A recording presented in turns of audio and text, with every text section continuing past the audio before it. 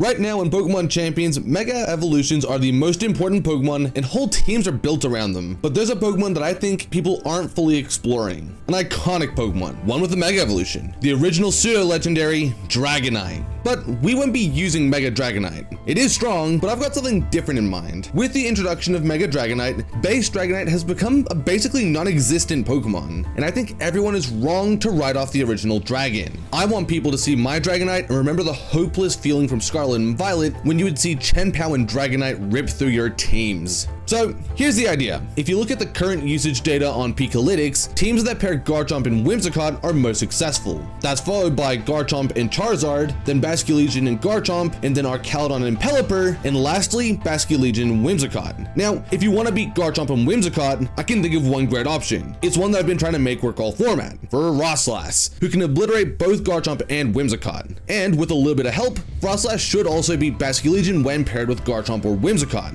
For this team, I'll be using a slightly bulkier version of the Frostlass that I have been using for the past few weeks. The added bulk allows Frostlass to survive one Mega Charizard Y Heatwave as long as the sun is not active. That just leaves two pairings, Charizard and Garchomp, as well as Archaludon and Pelipper. Frostlass has about a 50-50 matchup into Archaludon and Pelipper. If you play it right, Frostlass should carry you to victory, though some help would be nice. But against Charizard and Garchomp, I struggle to see any consistent win conditions. Frostlass can't do all of outspeeding, outliving, and outdamaging this pairing. This is a bad matchup. It's one that needs serious help. And this is where the hero of this team comes in. Dragonite has all of the tools that we need to patch up this matchup. Multiscale is a broadly useful ability that reduces damage by 50%, only while the user is at full HP. This gives Dragonite one turn to act freely. But that's all we need. This Dragon Dance Dragonite only needs one turn. After one Dragon Dance, this Dragonite is fully capable of one-shotting both Charizard and Garchomp, with Rock Slide and Dragon Claw respectively. This immediately shifts the matchup from close to impossible to being pretty easy if you do it right. Protect and Leftovers round out the set, since being able to stall in positions where Dragonite can restore its multiscale can help guaranteed wins if I'm already ahead. Now, in terms of training, Dragonite is strong enough to ensure that it will always OHKO Charizard and Garchomp with the necessary moves. For speed, Dragonite has enough speed to move before Alolan Ninetales after one Dragon Dance. This allows Dragonite to be useful even in its worst matchups. Lastly, for bulk, I've got enough HP to get extra recovery from the Leftovers, all with enough defense to increase the odds of Dragonite taking two Dragon Claws from Jolly Life Orb Garchomp.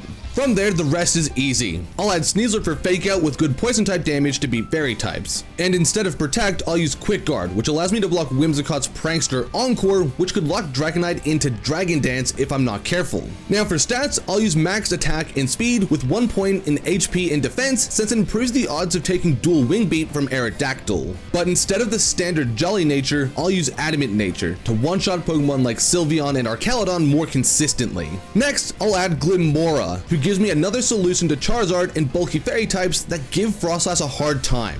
With Earth Power for coverage, I'm able to remove all Kingambit in one turn by doing a double attack with Sneasler's Close Combat. Next is Kingambit, who provides another setup element while putting pressure on Pokemon like Basculegion, who can steal games even against a multi-scale Dragonite. And on top of that, Kingambit also has good type synergy with Frostlass, which helps me pivot my Pokemon around to get good positions. With the Black Glasses, Kingambit's Kowtow Cleave and Sucker Punch cannot be ignored, since it'll do massive damage even without a Sword Stance. And that's it. I've got 5 Pokemon, but no clue where to go with the 6th. You know what? Let's add a special attacking setup Pokemon, since it can't hurt to have more offensive depth. I'll add Mega Delphox, who can use Calm Mind to boost its special attack and defense. This is really useful against Floette, who's got a pretty good matchup into my team. That special defense boost is especially useful against variants that have Light of Ruin, since they can't break through a boosted Delphox quickly. From there, I can keep the moves and stats standard, with Heatwave, Psyshock, and Protect to round out the moveset, paired with max speed and special attack with a speed boosting nature for the stats. Can this offensive style of setup team work in Pokemon Champions?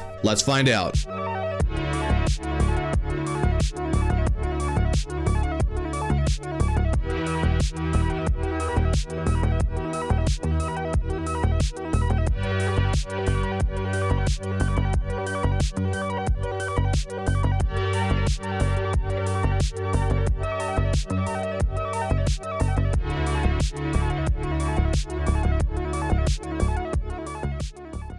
Okay. I mean, I immediately look at this and I think Dragonite looks solid because you get your D-Dance off, and as long as you can break the opposing multi-scale, then Dragon Claw and Rock Slide beats most of this team. The only concern I have is the Whimsicott Primarina, but I can cover for that with Glimmora, right? And Frostlass as well. You know what? I'm just gonna rip it. They don't have Intimidate, and their only way to stop a Dragonite sweep is to Encore it, which I can block with Quick Guard, so I should be fine. So I lead it, I fake out Whimsicott, I Quick Guard, attack. You know, I'm sequencing this out too far ahead of time. Let's just see what they lead and see what they're gonna do. So we're not gonna see any of the options on the opponent's side yet. What I wanna do is I just wanna let them set Tailwind as I set a D-Dance, and then I can Quick Guard and Rock Slide, and then I can protect Dire Claw into Whimsicott, and then what? I don't know. It probably doesn't matter that much. Oh, that's fine. So I'm just going Fake Out into Dragonite, aren't I? So they Mega Evolve Dragonite. That means I'm breaking the multi-scale and getting a Dragon Dance off. I think this is potentially a game-winning position on turn 1. Yeah, I Fake Out the Dragonite. Nice. I can't believe I thought I didn't. Also, that did a lot of damage. Holy. Not a crit? Love it. Love this game. I mean, given I just got to click Fake Out for free and took no damage, I'm kind of inclined to try and save this Sneasler for later. You know, Fake Out and then Rock Slide, and then I think it's important that I switch at some point. Maybe it's the wrong play, but I want to Dragon Claw into Dragonite. Because if I get Glimmora to the field and they just like double into Dragonite while I Dragon Claw their Dragonite, then I'm in a really good spot. They Wave Crash into Glimmora. Not great. That means that we know that the Basculegion is scarfed though. So they have to eventually hit my... Well, eventually they're gonna have to switch, right? Because they can't beat Dragonite with Basculegion at this point. I take Dragonite for free. I could go Dragon Claw into Basculegion. I could also Rock Slide just to cover Whimsicott doing something silly. I don't think it really matters either way. Yeah, I guess the key detail here is that I'm just gonna go Rock Slide regardless, right? And then hope that if they Encore lock me, that I'll just get the good targeting with Dragon Claw, right? No point doing anything particular here. Actually, I should Sludge Bomb if anything onto Whimsicott, and then a Rock Slide, because my goal is to get that Whimsicott as close to the Tailwind. I want the poison to KO Whimsicott. That's the point I'm getting at. They Wave Crashed into Glimmora. Sure, that's fine. It's the whole point of keeping it on the field is that you have to KO it. So getting it done's nice. But also, they can't Encore lock me to stop Dragonite from sweeping, because I've now changed my move to the one that can actually hit Whimsicott. So you're now looking a little bit worse for wear. And you still haven't broken Dragonite's multi-scale. So if I can take care of Whimsicott and Basculegion, then it doesn't really matter what they have in the back. I'll win with Frostlass, right? At this point, I'm good to just click Fake Out Rock Slide, and the next turn, depending on what they click with Whimsicott, I'll click Quick Guard. If I miss, then I'll click Quick Guard, but I don't think I'm getting that chance. I don't get that chance. So now the misses become a little bit more impactful if they happen. Whimsicott flinches. Rock Slide doesn't miss. That probably seals the game up, because I don't fully understand how they're gonna beat Dragonite, to be honest. This thing just keeps clicking Rock Slide and Dragon Claw, and there's nothing they can do about it. Yeah, there's the forfeit. Good games. Like, don't get me wrong, it's a hard matchup for them once you get the Dragonite going, but I feel like they definitely misplayed letting that Whimsicott leave the field so early, doing actually nothing. Because the Tailwind didn't end up making a difference because you never broke through Dragonite. So if I was playing from their position, I might be thinking about, how do I get safe Encore pressure? How do I break through Dragonite quickly? Does Glimmora make a big difference in this matchup if it's at 1% HP? Probably not.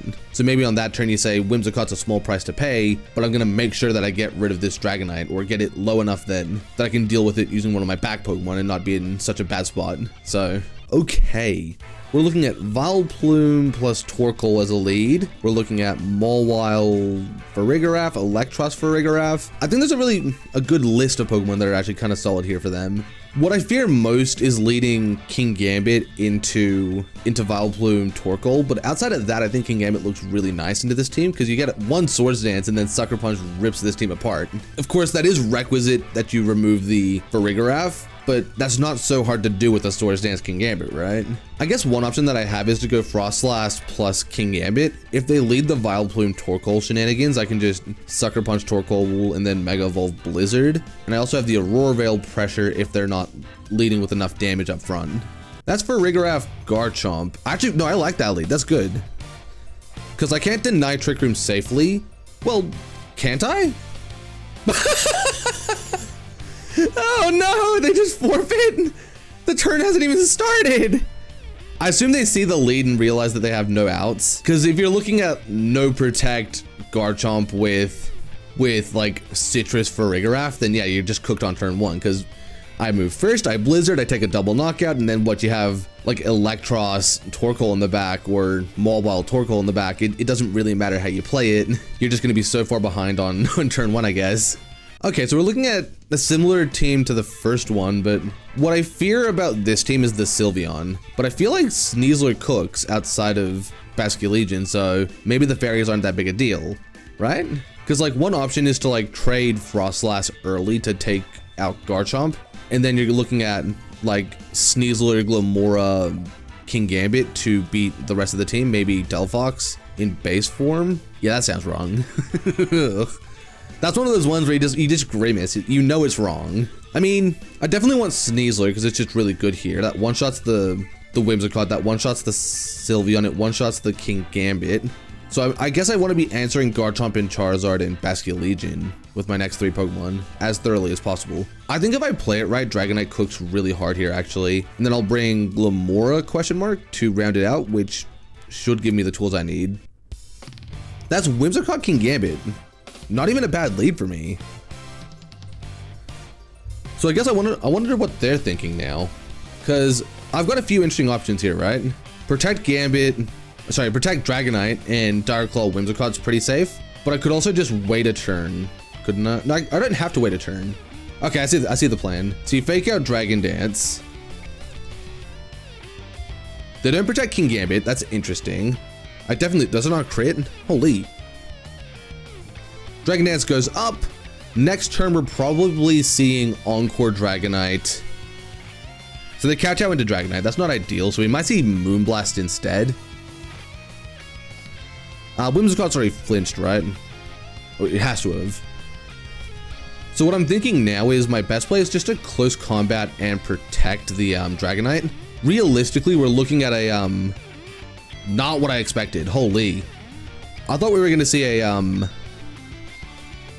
Encore play onto the Dragonite, just try to stop me from using my boosts. Close combat is Chopal. Depending on how bulky it is, I'll still KO. Yes, not bulky enough, I still KO. The adamant nature goes a long way to make sure you get Kingambit. It's really nice. From here, now we look really good. We look really, really good because they can't safely set Tailwind now, knowing that Sneasler can just click Dire Claw into the Pokemon that it most cares about. Of course, on this turn, I have to get a call right. Basically, with enough HP on the Dragonite, which I'm pretty sure I do have enough HP, I should take a Dragon Claw pretty safely. So for Whimsicott to stop a Dragonite sweep, what it needs to do is it either needs to set Tailwind or Encore. That's what I'm betting on, at least. So if I Quick Guard and then Dragon Claw into Garchomp, then I'm looking pretty good. Since we're likely going to see Encore come out here, ideally. Nope, they go for Tailwind. That's fine, because we're expecting a Dragon-type move into Dragonite. Earthquake? What? So they KO Sneasler and chunk their own Whimsicott, probably in range of Rock Slide now, actually. So as long as I have a Pokemon that can knock out the partner, I have a safe win con, don't I? Well, I don't have enough HP, do I? because I probably go down to Moonblast. Let's be real. I know that if nothing else, I am very unlucky in that if there's a range in play here, I'm gonna hit it. So we're looking at Charizard in the back. But if I send Glimmora in, then they're in real trouble. Because we're expecting Charizard, right? That's Charizard. They now have a really awful position where Charizard goes down to a Power Gem. There's not a lot they can do to break Glimmora, right? What I'd actually like to do here is just get rid of this Whimsicott and protect my Dragonite. Because then I can just use the combination of Glimmora and Dragonite just being on the field in the first place to enable a guaranteed win. Since they're not going to be able to KO both, not in one turn. And as long as I hit Dragonite, sorry, as long as I hit Charizard, I'll be in a good spot. That's Moonblast onto the Dragonite, really good to see. Heat Wave, Heat Wave, Heat Wave. Solar Beam. That doesn't work. Like, we're gonna see that into the Glimmora, but it can't KO. We see the critical hit, wow. I suspect that critical hit was necessary to activate the Sash. Not that it matters, the Sash prevents anything from going wrong. That's Whimsicott, I don't see the win con for this Charizard now. +1 Rock Slide KOs. So does Power Gem at this point. You have to stop both right here, right now, and you can't. That's the reality. You cannot stop both right now. I guess their win con is no misses. They lost. GG's. They didn't even get step 1. Not that it's in their control, obviously. In theory, step 2 for them would have been KO Glimmora. It's like step 1's KO the Glimmora with Heat Wave, burn Dragonite, miss Rock Slide, crit Frostlass, miss Rock Slide.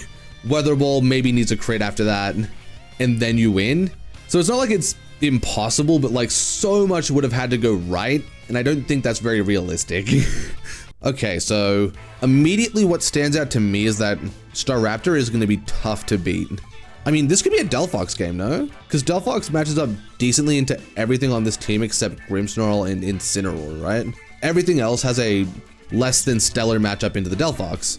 One option that I have is just to set up the Delphox early and then rely on something like base Frostlass Blizzard to clean up if I really need to, but if I'm really going for that as my win con, I might as well just go Dragonite, Glimmora, or Gambit. Because if I get like Goldengo spending its special attack on... Actually, yeah, if I bring Glimmora, then what I can do is I can say, well, Goldengo, you need to click Make It Rain, and then if I get Dragonite in, I can set up once or twice, and then Dragon Claw should win a damage war against Goldengo consistently. There are some risks to that line, because if you're looking at like leftovers stalling this Goldengo out, you do run the risk of Nasty Plot. But let's say there's Scarf Goldengo, then suddenly I'm in a guaranteed win, right? So I think there's a bit of nuance, but I think this works. Okay, that's Grimmsnarl Dengo. That's not bad for me, because one option is just to go Quick Guard. Well, I don't need to Quick Guard. This isn't a turn where I need to be fancy, since Fake Out Grimmsnarl covers all of their options, 100%. Calm Mind then goes off. I should move before Goldengo. What's my win con if it's Scarf Goldengo? That's what I should double check. I think Dragonite probably still works, even if it is Scarf Goldengo. If that's true, then Fake Out and Calm Mind is a safe play. They switch Grimmsnarl, that's interesting. What are they switching to? Incineroar, what are you doing here? Come on. Don't like to see it. That does activate the White Herb though, so it does enable a potential double knockout on the next turn. So I'm not so fussy about it. I feel like this play kind of implies that they have Scarf or something like that. Nope, they protect Goldengo. That's really, really good. You couldn't ask for a better first turn. A tiny bit of free damage with Fake Out. The opponent doesn't progress the position. And now I can Quick Guard Heat Wave. Actually a genuinely perfect turn 1. Because what they want to do is Fake Out into my Delphox so that they have a chance to Shadow Ball and then do some serious damage, and then maybe Incineroar's Throat Chop on the next turn can get the KO. But I'm just never going to give them the chance because I have Quick Guard. I'll Quick Guard, That blocks the fake out. I take out the Goldango. I go for quick guard again, and then I calm mind, question mark. Probably don't need to complicate it that much, actually. I can probably just go protect Delphox, close combat into Incineroar. Because with 88, like that little bit of chip from the fake out, I feel like it makes a big difference here. Because if you put up a reflect, maybe Incineroar survives, but also maybe it doesn't. It's not clear. Fake out. Yeah! Onto the Delphox, I was right. Heat Wave comes through.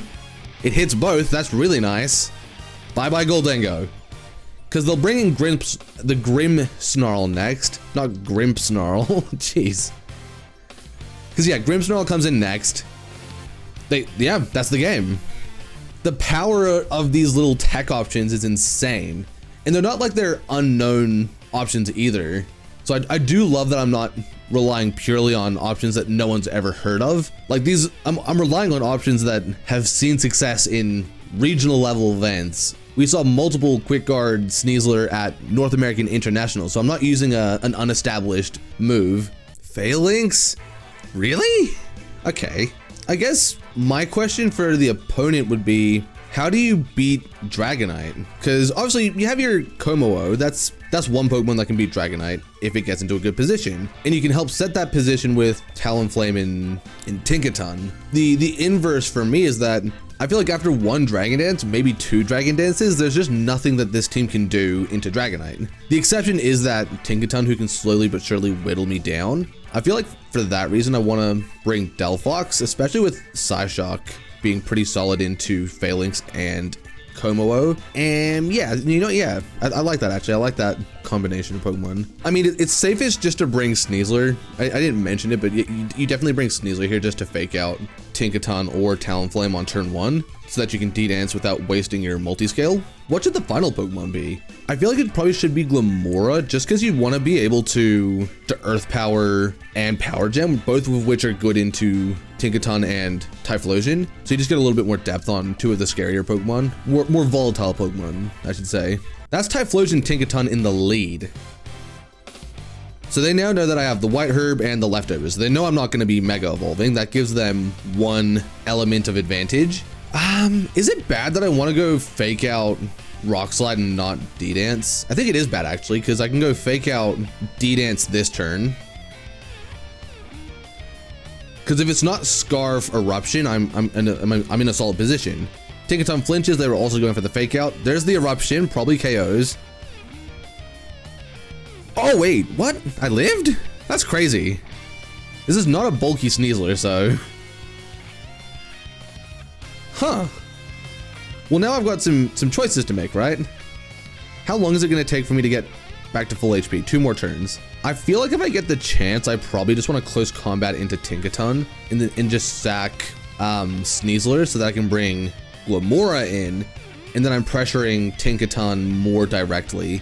Or Delphox, who doesn't run that risk either. Yeah, okay, I like Protect close combat, that's pretty safe. So you also get the extra turn of recovery, which is just gonna be one more layer of insurance against that Tinkaton, who is scary. We now know for sure that it's a Scarf Typhlosion. The moment I get damage on that thing, it's gonna be useless. Like, obviously, it can switch around and do stuff like that, but the moment that I get it down below 50%, it's gonna have to pivot around and work really hard for the position, which I like.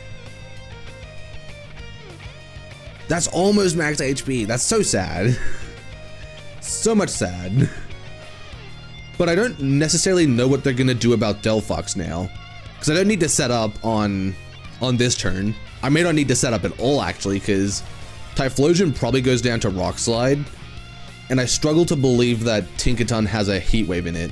I didn't check super thoroughly, but they also don't have a good switch in for Heat Wave Rock Slide. That is not one of their good switch ins for Heat Wave Rock Slide. Unbelievable. Tinkaton doesn't get like Wide Guard, does it? That's the only reason I can think to. I can't think of what they're going for. Like, okay, so they're gonna Protect. Nice. If I hit a Rock Slide, this thing is gone. Heat Wave, blocked by Protect. No, I missed. Rock Slide, blocked by Protect. I do hit this one though. It's Sash. Well, I'm faster though. I'm faster. So as long as I don't miss 2 heat waves, it's fine. And I have my multi-scale back. This is interesting, but I think I'm good just to run it back since I don't fully know what Talonflame's going to be contributing against Delphox when it can't move first consistently. Because we know it's Sash, so it's not Scarf or something random like that. They switched Tinkaton. I think that's a good play. Phalanx! So Phalanx has to take the combination attack here. Quick Guard, what's that even doing? Oh, they're calling E-Speed. But I'm not going for that. I just want damage. This is unbelievable. I'll say it. Unbelievable. Rock Slide comes through. It gets the Phalanx. They wouldn't even have a Mega Evolution. Unbelievable.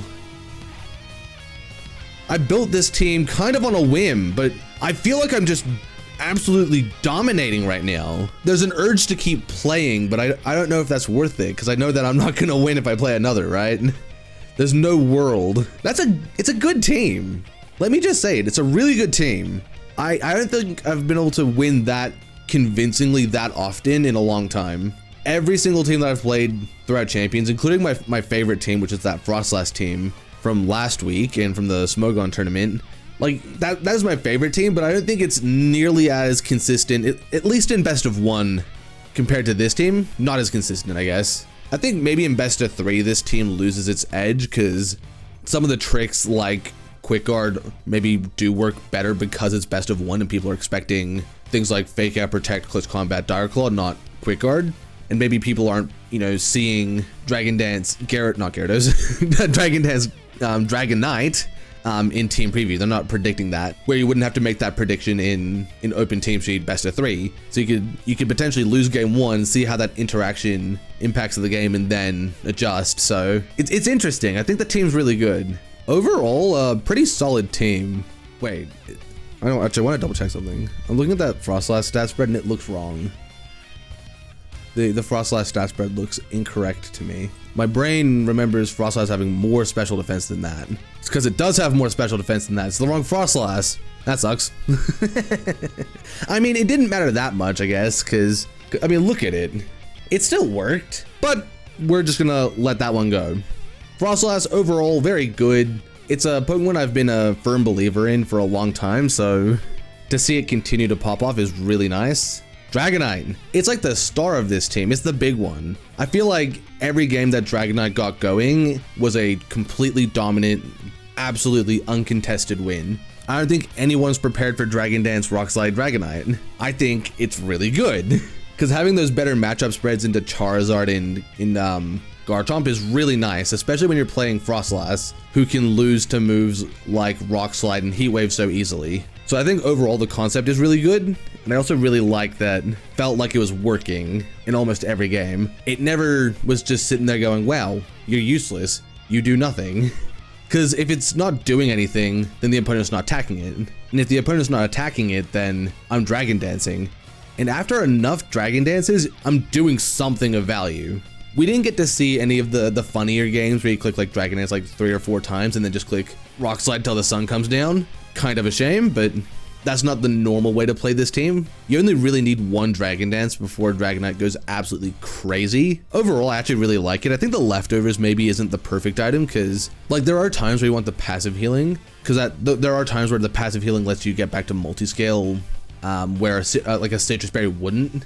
So there are times where it makes a difference. Yeah, maybe leftovers is the right item actually because you'd rather have the passive healing with a legitimate chance to get the multi-scale back. Because every time that you get that multi-scale back, you're looking a lot stronger. I mean, I can yap forever about the minutia of Dragonite, but let's keep this simple. It was good. I really liked it. Good job, Dragonite. Next, we have Sneasler, who I think was phenomenal. I think back to that Goldango Grimmsnarl game where you click Quick Guard and then just Heat Wave with Delphox and you win because of it.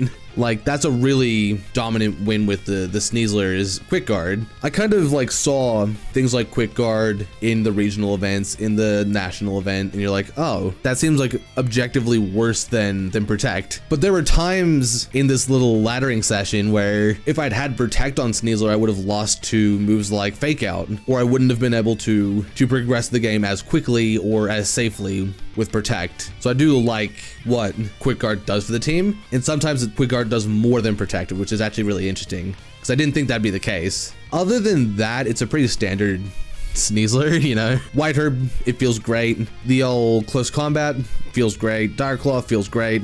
I did like seeing Max Adamant Close Combat because that is way more consistent into the King Gambits. Even if they're holding a Choble Berry, there's a good chance you'll KO them, which is kind of why I'm surprised we don't see more Adamant Sneasler. But when you think about it, there are times where you just want to be able to move first with Fake Out, and the faster you are, the better off you are. But in a lot of situations where you're already moving first, that power goes a long way. So if it were me, I'd love to see more Adamant Sneaslers. Glimmora. Honestly, it's just rock solid, no pun intended.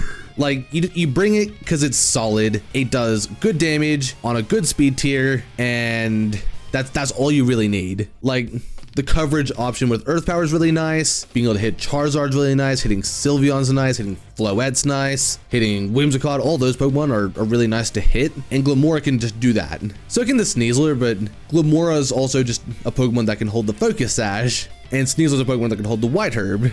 So you get that depth where you can have both, but they kind of fulfill different roles, because Sneasler's like fast. It does a little bit of support, but it's kind of just like fast damage, where Glimmora is a little bit more condensed power. It has solid speed stat, so if you are moving first, it's really great, but it's all about that condensed power. So it's just saying, hey, if Glimmora hits you, it's hitting for a lot of damage. Other than that, it's the same Glimmora that I've been playing on most of my teams that have Glimmora. Modest, really like it. Max speed, Sash, all that stuff, super nice. It's more or less a no-notes Pokemon. King Gambit. It's another Pokemon that's just super solid. Like, having that second option with Swords Dance is really nice, because Dragonite can't win every game. So being able to set up with a different Pokemon on the physical side is really good. It's also nice when you're running into Pokemon like Basculegion to be able to just say, no. You're not gonna get away with clicking Last Respects into Dragonite twice and winning the game. That's not a valid option anymore, because I'm gonna Sucker Punch you, and now suddenly Dragonite and King Gambit look super strong into some of those scarier Pokemon. So I think there's a really strong Pokemon here. Even if it didn't get to actually do any sweeping, which is kind of meant to do, it didn't get to do any of that, but I think it's really good. I didn't think I was gonna like Delphox, but shocker, I actually really like Calm Mind Delphox. Like, I look at that and I think, no, you're gonna be bad. There's no world where that works. Nasty Plot should be better, and special defense boosts aren't gonna make a difference. Not only is that not true, I don't know how big a difference +2's making, to be honest. If you really want +2 on your Delphox, click Calm Mind twice, because those special defense boosts go a long way. We didn't get to see it, but if Goldengo got an attack off in that game with the Quick Guard, then maybe Shadow Ball does a lot without a special defense boost. Maybe it one-shots without the special defense boost. We don't know what that set was. So though, being able to say, well, I'm at +1 now, does Goldengo actually KO Delphox in one turn? It's suddenly calling that into question, and that's really nice, because you can turn positions where a Pokemon's guaranteed to be KO'd into a position where a Pokemon only ever goes down if it's a critical hit. And that's not always great in terms of trying to incite positive variance, but overall I like that it forces negative variance to be the win condition in some positions, which is really nice. Also, I did not know how good 134 base speed was going to be. I knew it was going to be good. I just didn't know it was going to be that good. Like, moving before tons of important Pokemon is so nice. Like, it's so good. Would I recommend people play a team like this? Honestly, yeah, I would. I think you should give it a try. It's fun. It's really fun. Maybe it's a little bit evil of a team, because yeah, no one's really expecting Dragon Dance with Rock Slide on the Dragonite. But when you set up the positions correctly and you just start clicking move after move after move and just continuously doing damage, it's so nice. I love it. With that in mind, if you check the description, there will be a Pokepaste for this team. If you liked the video, hit subscribe, hit like. Is that how the YouTubers do it? I don't know. But if you did enjoy the video, do those things. That it's important. It tells me what I'm doing right and what I'm maybe not doing so right. I hope you all enjoyed the video. Thanks for watching. Bye-bye.